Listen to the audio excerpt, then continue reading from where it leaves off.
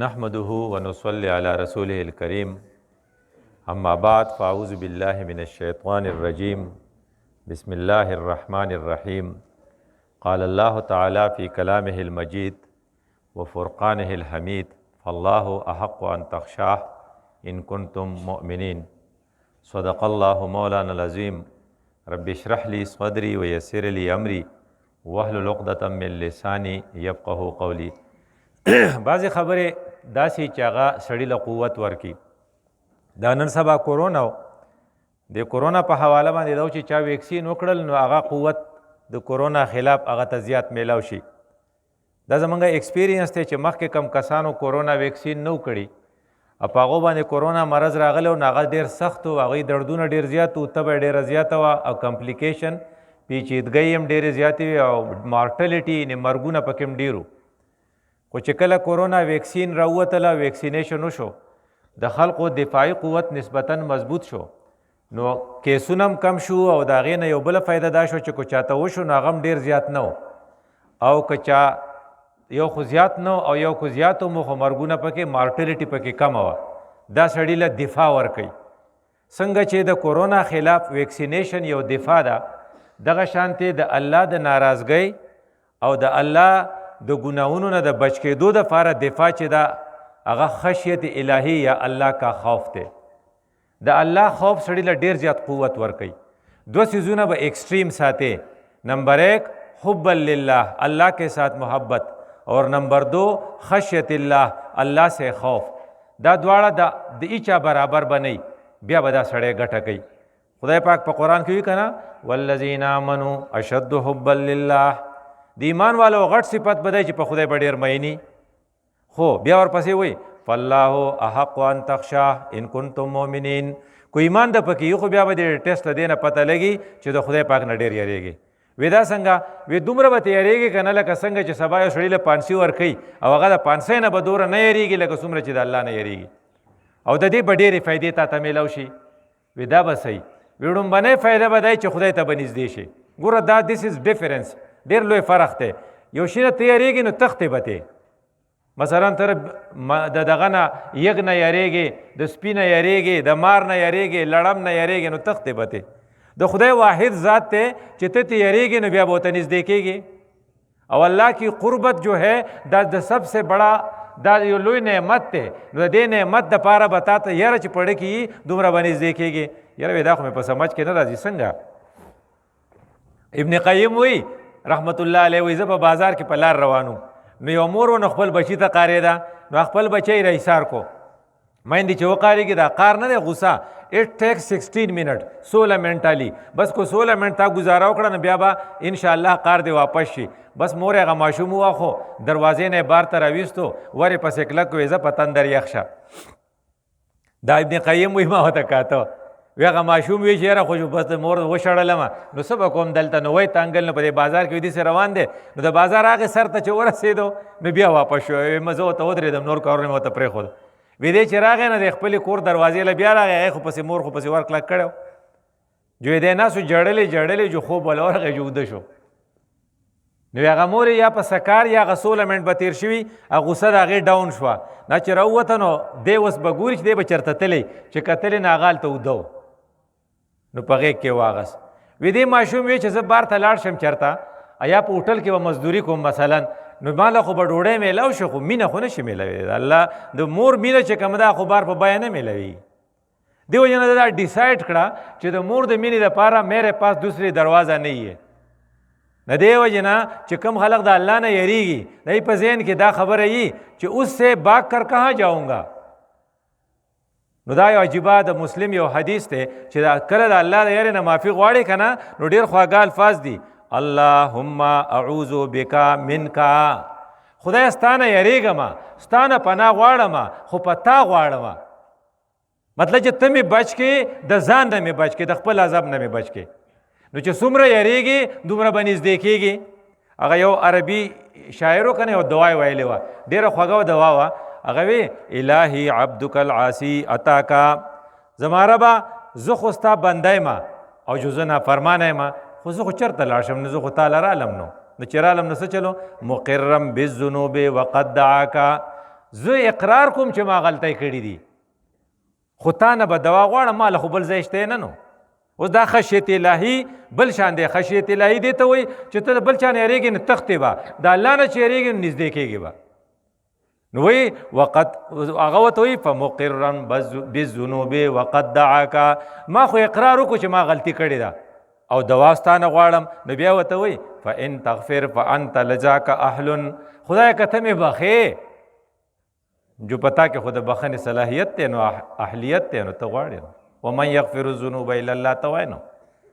خو که دا بل چل دی را سره وکړو چې نه دی بخم، نو ورته وایي وان تطرد فمن یرحم سواک، خدای که ته مې وشړې نو دا راته ووایي چې بله دروازه خو نشته نو، چې بله دروازه نشته. زه چېرته لاړ شم، ما ته ځای وښیه که نه. بچی د خپل بابا سره روانو حج له تلل، ښه حج ته چې سړی ځي نو لبیک وایي، نو بابا وی لبیک اللهم لبیک، نو غیبي اواز ورته راغی وی لا لبیک، مطلب چې پتن در یخ مه راځه. ته چې حاضري هلې که نه کلاس کې اچوي پلانې موږ به پخوا وی حاضر جناب، بیا وروستو چا پکې وی لبیک، بیا پکې انګلیش کې وی چې یس سر، چې تا ته ټیچر وی چې نو یس سر، نو هغه وی چې لا لبیک. نه بچی خپل بابا ته وی بابا تا ته خو وی چې لا لبیک.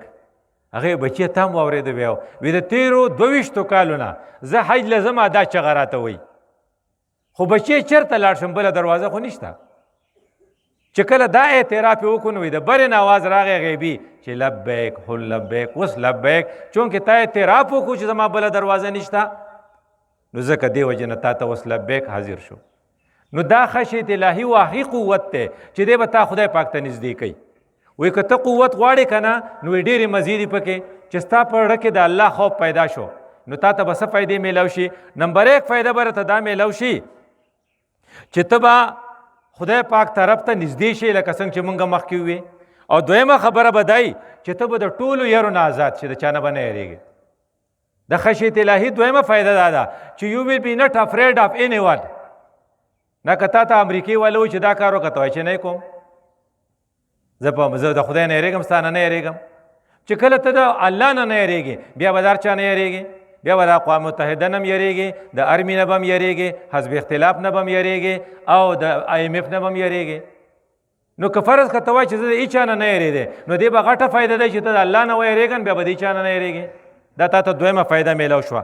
او درېیمه فایده را دې تا ته به دی چې په تا کې به یو چینج راشي، 3 ڈائمینشن چینج به راځي چې کوم سړی د الله نه یېرېږي. نمبر 1 ذاتی زندگی میں وہ متقی بن جائے گا، گناہ به نه کوي. ولې گناہ نه کوي؟ وی گناہ ځکه نه کوم چې بس الله نه یېرېږم، دې ته متقي وایي.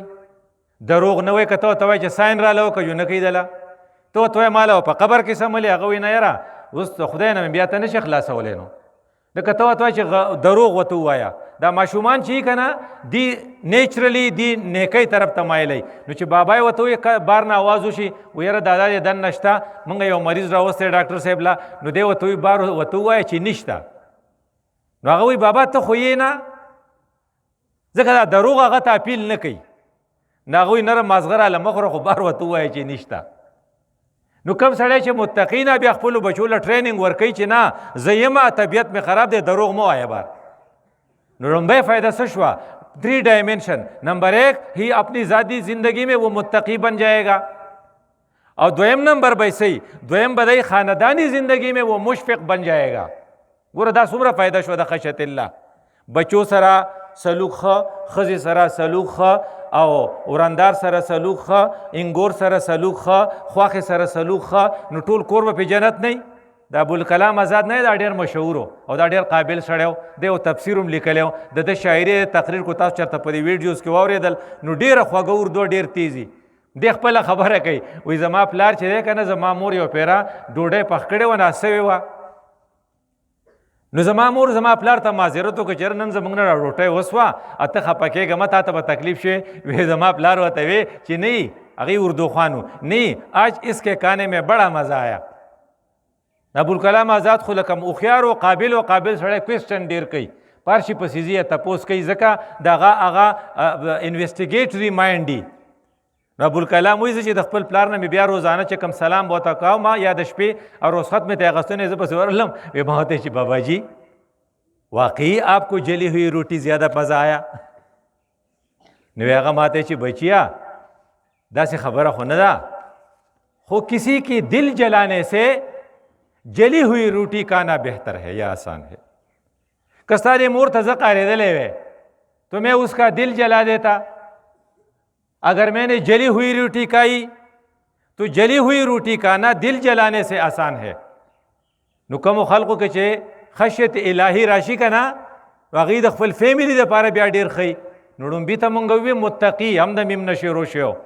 دویم ته مونږ ووي مشفق، په محله کې به څنګه وي، په عزیز ولی کې به څنګه وي. وہ مصلح بن کے رہے گا، وہ لوگوں کے درمیان اصلاح کرے گا. نو 3 ڈائمینشن شو دے. نمبر 1 یہ متقی ہوگا ذاتی اعمال میں، اور گھر میں مشفق ہوگا، مشفق باپ ہوگا، مشفق بڑا ہوگا، مشفق ٹیچر ہوگا، مشفق اسٹوڈنٹ ہوگا، اور محلے میں وہ مصلح ہوگا، اصلاح کرے گا لوگوں کے. خلق لب جنگونه نه رغی بلکہ خلق لب روغ راولی. د خشیت الہی بل غټه فائدہ دادا کہ نیب آپ کو نہیں پڑھ سکے گی، نیب آپ کو نہیں پکڑ سکے گی. ځکه نیب والا خو هغه څوک نی، هغه څوک نیسي چې هغې غلطي کوي او دی خدا الله نه یریږي او غلطي نه کوي. وی هلکه په انټرکانټ کې شپه په 5 سټار هوټل کې و، د شپې دا چل کړی و، ځکه هلته کیمرې لګېدلي. نو خبردار کیمرے کی آنکھ آپ کو دیکھ رہی ہے. نہ خو دے ڈرائیونگ کوي نو دې د الله نه یریږي نوم غلط ډرایوینګ نه کوي. که دې پارکینګ کوي نوم غلط ځای کې ګاډی نه ودرېږي، ځکه دې د الله نه یریږي چاته تکلیف نه وي. که دې د شپې یو 5 سټار هوټل کې یي نو هم د ده څه سکینډل نه وي. نه که نیب په ده پسې ولګي نه څه پسې ومومي.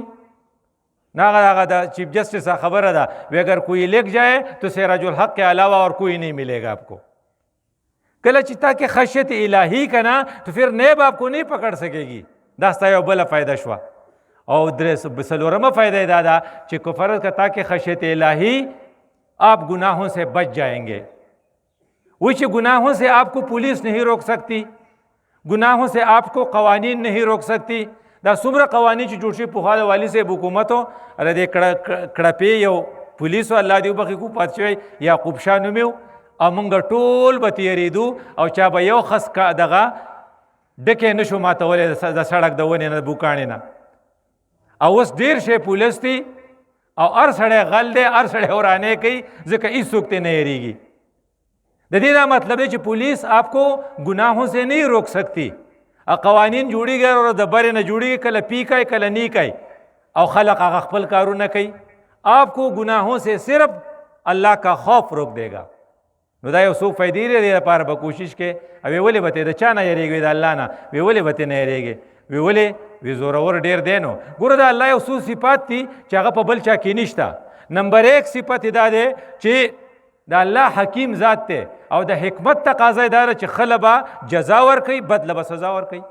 کو فرض کړه یو سړی په کلاس کې او هغه یو خس کار نه کوي او هغه پیپر هم فیلي او وایم فیلي، اته پاس کې، او یو سړی ځان کړولی او هغه هم پاس کې. دا خو حکمت نه شو؟ دا خو د پاکستان کورونا شو چې ټولې پروموټ کړل. نه سکولونه والا وایي لکه اوس وایي زموږ سره ځای نشته، هغه یې پروموټ کړل او هغه یې راپسې پروموټ کړل او ټول نالایقه دي. نو خدای خدا کار نه کوي، خو د حکمت تقاضا ده. او دې وجې نه هغه په خپله ویلو ربنا ما خلقت هذا باطلا. دا خو څه ګپ شپ نه دی. نو چې ګپ نه دی نو ایټ مین چې تا ته به سزا میلوي. نو بیا به ته یېرېږي چې د حکمت تقاضا دا ده چې ما ته سزا میلاو شي، نو بیا به په تا کې خشیت الهي. نمبر 2 دا دی چې د هغې چا نه یېرېږي چې د هغه پکړ سخت دی. مطلب چې د هغه په شان خو څوک تا نشي نیوی که نه. نو الله په خپل کلام کې څه ویلي و؟ لا يعذب عذابه احد ولا يوثق وثاقه احد. چې سړی وتړي بیا څوک پرانستی نشي. تاسو په دې کورونا کې ولیدل که نه غټ غټ خلق، لکه پاکستان کې غټ سړی چې په ورانو کې ډېر مشهور الله دې وبخي، هغه رحمان ملک و. اوس بله ورځ کورونا وواجو. د طالبانو دا ټول ایکشنز هغه اخیستي وو د مشرف په دور کې، الله دې ورته معافي وکړي. او په پاکستان په دنیا کې ټول نه زورور سړی کولن پاول د امریکې، هغه هم کورونا وواجو. نو مطلب دا چې الله پار چا زورور دی، چې زورور یې نه یېرېږي به ترې نه، تړل هم زیاتي سختی او عذاب هم ډېر سخت دی. نو دا د دې تقاضا کوي چې ته ترې ویېرېږې. درېیمه وجه دا ده چې پیسې پکې نه چلیږي.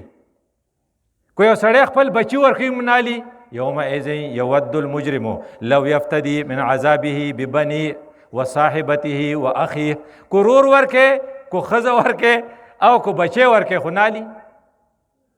او بل دا چې حساب دومره سخت دی چې په بعضې استادان تیزي که نه. موږ یو استاد و الله دې وبخښي صفات شي، نو هغه به په کاما فول سټاپ کیپیټل لیټر انګلیش په موږ ته ښوو. نو که هغه به د کاما نه وه کړې جو لخته جو کو بیا به کیپیټل لیټر نو لیکلی جو بله لخته، نو هغه چې واخو به یې سړی به یو خدای پاکه. نو انګلیش خو زموږ ټیک شو خو سخت خو و که نه.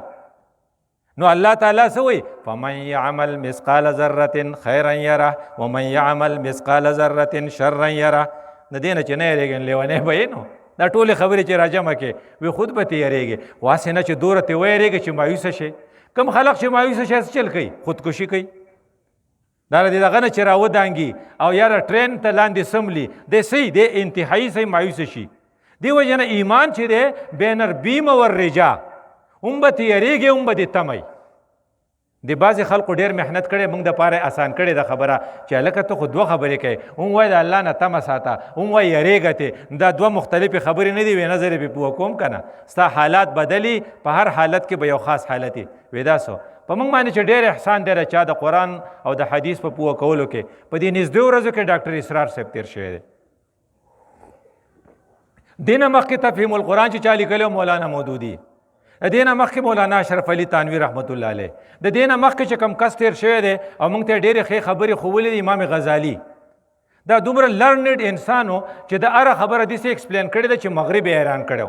نو ډېره د بیم و رجا را تفصیل کوي او دې لپاره موږ ته پکې ډېره فایده ده. موږ بیا خپله خبره ختمو. یو دی موږ ته دا وایي چې کله ته جوان یې که نه، اف یو آر ینګ، پکار ده چې په تا خوف غالبي، دا به بیا ته کیرفولي. او کله چې بوډا شي که نه، نو بیا پکار ده چې په تا امید غالبي چې زه خدای به خیر کړي. د دې مطلب چې که فرض ته په سکول کې سټوډنټ یې، نو په سټوډنټ له پکار ده چې خوف پې غالبي، چېرې په امتحان کې چېرته دا شی رانه شي دا شی رانه شي چې دا زده کړمه دا زده کړمه. نو دی بیا ډېر شي څیزونه زده کوي ځکه په ده خوف غالب دی. که دی وایي چې پلار به مې ټلیفون وکړي استاد صاحب میاسې پاس کړي، دی په تندر یخوي چې سټډي کوي. که دی وایي چې نقل به راله استاد صاحب راکړي، دی لیونی دی چې بیا ځان کړی. خو چې کله په سټوډنټ باندې خوف غالب شو او د په ذهن کې دا وي چې یاره دا به څه چل کېږي، یاره دا ټکی یاد کا، کیدای شي دا په پیپر کې راشي، کیدای شي دا راشي، خوف پې غالب دی. خو چې کله د امتحان حال ته لاړ شي، بیا پکار ده چې په دې امید غالبي چې زه اوس به خدای خیر کړي، ریشه خدای به خیر کړي. اوس کو په حال کې ویرېد نه یاد به دې څه شي ير بشي ته. نو دې وجه نه ټیچران ایگزامینران ورته وایي چې بچی یېرېږه ما حوصله کوه او ټیک دی. نو هر څه په وایوه کې رسوړي نه هغه یاد هیر شي. نو ګوره امام غزالی ما تا چل خوولے، جب آپ جوان ہیں تو آپ پر خوف غالب آنی چاہیے اور جب آپ بوڑھے ہیں تو پھر آپ پر امید غالب آنی چاہیے. گوره اخیار خلق اخیار خبر کی بیا وہی، اگر آپ صحت مند ہے تو آپ پر خوف غالب آنی چاہیے.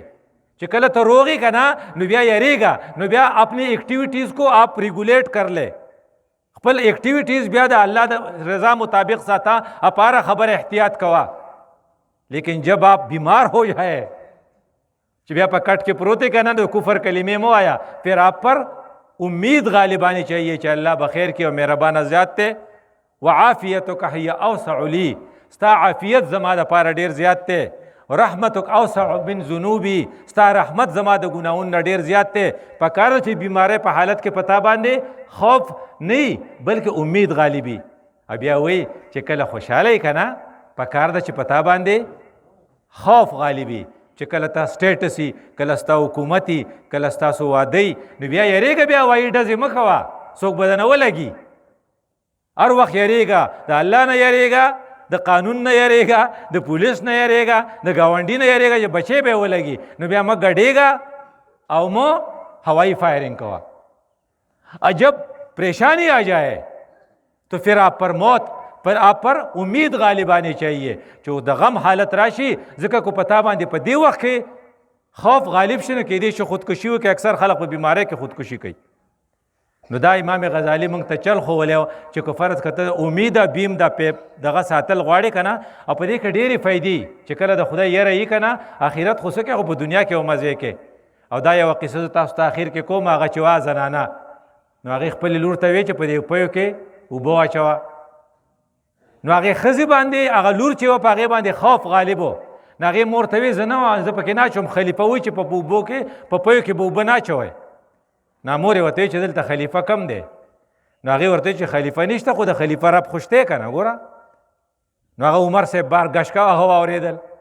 چې هغه واورېدل اوس دې ته څومره فایده چې د حضرت عمر انګور شوه خو شهزادګۍ شوه که نه، دا د څه د وجې نه شهزادګۍ شوه؟ دا د خشیت الهي د وجې نه شهزادګۍ شوه. او بیا هغې له خدای چې کوم بچي ورکړي وو، نو یو پکې عمر ابن عبدالعزیز و. دا عمر ابن عبدالعزیز ته عمر ثاني وایي. دا بهترین خلیفه چې و، دا د هغې نیکې ښځې زوی و، دا د هغې نیکې ښځې نوسی و. زما ستا دپاره پکې دا سبق دی چې کله دا فورس په تا کې راغی، نو څنګه چې ویکسینیشن تا له فورس درکوي، نو د ګناهونو نه د بچ کېدو دپاره بهترین هتیار څه شی دی؟ هغه خشیت الهي دی. دې وجې نه قرآن کې سوره توبه کې مونږ ته ویلي وو چې فالله احق ان تخشاه ان کنتم مؤمنین. که مؤمنان یې خو بیا به د خدای نه یریږئ. ګوره منځونه او اودسونه او زکاتونه یو ښه کار دی، خو په هغې کې هم شرط دا یې دی چې انما یعمرو مساجد الله من آمن بالله. نمبر 1 جماعت کو جوړې نو پتا کې دا څو کوالټیز پکار دي. لومړنۍ کوالټي ایمان. اوس یو سړی په جواره کې ډېر شی پیسې ګټلي، یا انډر پلی کړی دی، یا د هیروین سمګلینګ کوي، اتاله یو ښکلی جامع مسجد دلته جوړ کو، نو خو جوړې کو ستا خیر وشو، د هغه څه به خیر وشي. زمونږ وی که نه دی سوال کې الله اکبر مسجد چې چا راښ کړی چا وی دا پوخا پوخا ډمه وه. د دې دا مطلب دی چې ستا خپل ایمان مضبوط پکار دی، هلو به جومات کار کوي. ورپسې څه ته وایي؟ والیوم الاخر، په ورځ د آخرت، واقام الصلاة، مونځ کوي، وآت الزکا، زکات ورکوي. آخري څه وایي؟ ولم یخش الا الله. دا پکې غټ صفتي چې د الله نه یریږي. فاولئک، دغه خلقو له به خدای پاک ان یکونو من المهتدین، خدای به ورته هدایت نصیب کړي. نو ګویا چې خشیت الهي یو فورس دی، یو قوت دی چې چاته نصیب شي، هغه د هیچا نه یریږي او الله ته نږدې کېږي او د ګناهونو نه بچ کېږي. الله دې ما لا تاسو له په عمل توفیق راکړي. اقول قولي هذا استغفر الله لي ولكم ولسائر المسلمين.